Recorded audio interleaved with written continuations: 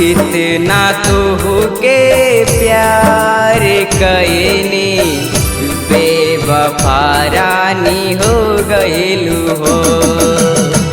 कितना तुहके प्यार कईनी बेवफा रानी हो गइलू हो।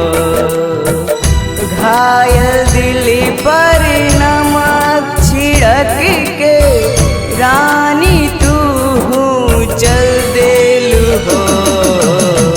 कितना तुहके प्यार कईनी बेवफा रानी हो गइलू हो। कितना तुहके प्यार कईनी बेवफा रानी हो गइलू हो।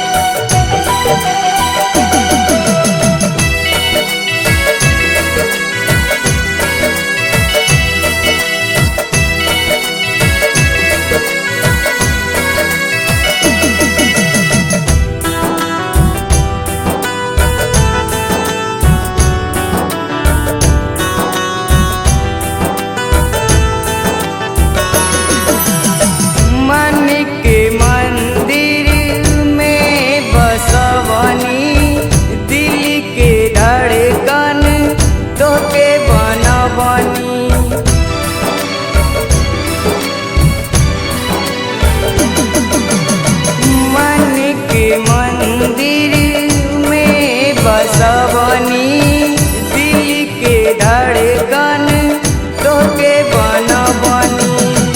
धड़कन हमके बने के रानी जाने कहवा चल गइलू हो। कितना तुहके प्यार कईनी बेवफा रानी हो गइलू हो।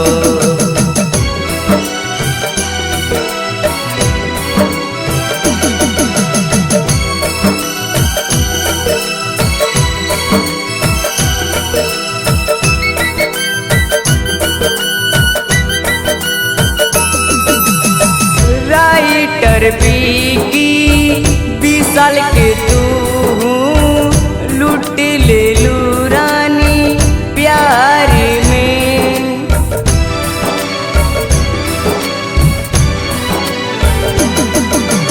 अनारस प्रेमी के रुबा के खुश रहा ससुराल में।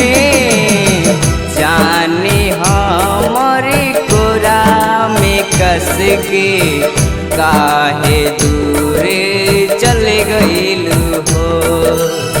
कितना तुहके प्यार कईनी बेवफा रानी हो गइलू हो। घायल दिल पर नमक छिड़क के रानी तू चल देलू हो। कितना तुहके प्यार कईनी बेवफा रानी हो गइलू।